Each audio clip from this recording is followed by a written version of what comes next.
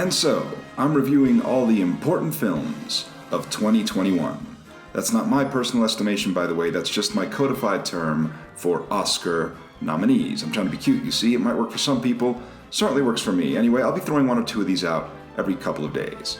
Today, it's Licorice Pizza, Paul Thomas Anderson's latest concoction, an offbeat coming-of-age comedy set in 1970s Los Angeles. It stars newcomers Alana Haim and Cooper Hoffman, along with an ensemble cast of character actors that includes Sean Penn, Tom Waits, and Bradley Cooper.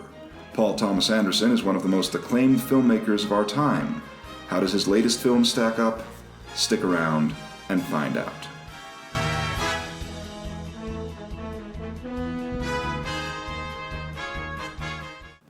Paul Thomas Anderson returns to his roots, so to speak, with this coming-of-age comedy that reflects on times long gone in a Los Angeles that exists maybe only in Anderson's cheerful memories.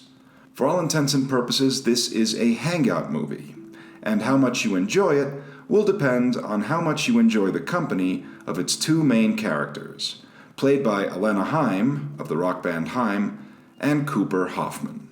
Yes, he is the son of the late Philip Seymour Hoffman, and once you know that, you can't stop seeing that fact every time you see him on the screen.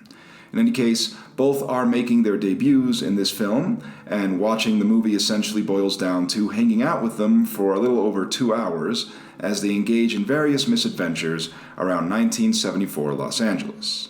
The movie is episodic and meandering in the way that life is, and it portrays characters who are essentially wandering around life, searching for a purpose or trying to find connection, which is a reality of most adolescent life. And both these characters are adolescents, whether it's the 15-year-old child actor played by Hoffman or the 25-year-old multi-talented but perpetually in-between jobs ingenue played by Haim. Hoffman's character, child actor Gary Valentine, is based on a real person, Gary Getzman, who, as a child actor, co-starred in Lucille Ball's film Yours, Mine, and Ours, and then later in life became a Hollywood producer who worked with Jonathan Demme and is now partnered with Tom Hanks, but not before selling waterbeds and opening a pinball and video arcade in Los Angeles. The waterbed/pinball period is what the film portrays, through a combination of anecdotes relayed to Anderson by Getzman himself and fictionalized comedic vignettes plucked from Anderson's imagination. But in any case, the film does feature, apart from Getzman, fictionalized versions of real Hollywood personalities like the aforementioned Lucille Ball, or actor William Holden, or director Mark Robson.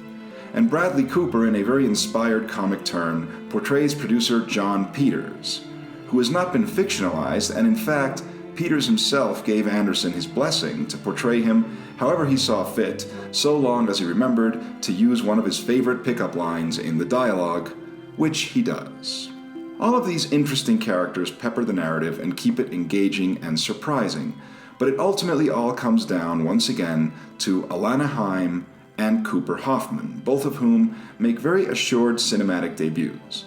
The naturalism with which they approach their characters, however, suggests they are simply playing themselves. Heightened for dramatic purposes, perhaps, slightly cartoonish exaggerations, sure, but themselves nonetheless. And as I said at the top, how much you like them will define how much you enjoy the film. And the film is kind of a slow burn in that sense. It allows you to meet them and gradually get to know them, and it doesn't really seem to care if you like them or not, since they are presented, warts and all, at face value, and the film is not constructed in any sort of traditional sense so that there is any kind of transformative arc. Whatever change the characters experience is mutual and entirely reciprocal, because they are the same people at the end that they were at the beginning, and some viewers may find that unsatisfying. But on the other hand, if you get keyed into the film's particular wavelength, you will have a pleasurable experience. It's an enjoyable film with meticulous attention to period detail in its aesthetics and soundtrack. And if anything about this era is appealing, then it will serve as a rather potent and transportive nostalgia piece as well.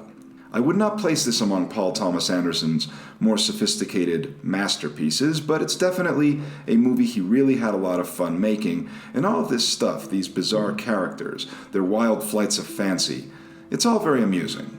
It's a cool little movie that's as offbeat as the combination of flavors suggested by its title.